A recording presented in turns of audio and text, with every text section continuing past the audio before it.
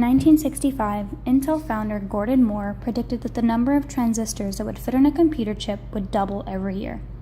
This came to be known as Moore's Law. Why is this important? Well, this statement became the basis for the company of Intel, the leading producer of microprocessors in the world.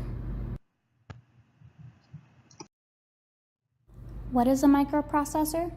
In layman's terms, it is the brain of today's computers. However, instead of just in your desktop, they are also in cell phones, laptops, calculators, and even streetlights. They power over 85% of our world.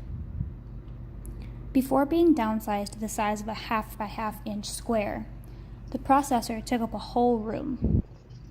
It was filled with bulbs called vacuum tubes or valves.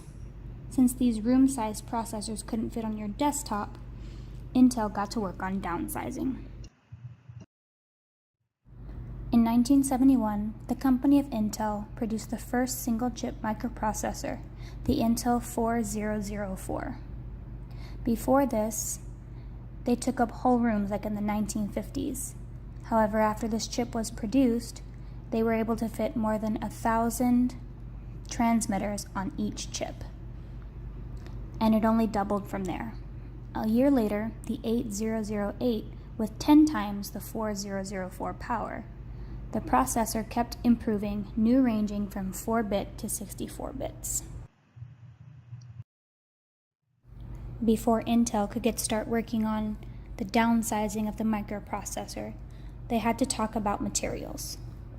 Since the material being used was all metal in previous models, they had to think of something they could make smaller. This is how silicone came to be used, thus giving the valley name Silicon Valley.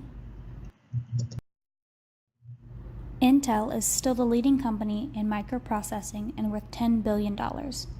They partner with top brands such as Dell and Lenovo, showing the reason for the small blue Intel sticker on the corner of almost everyone's laptop.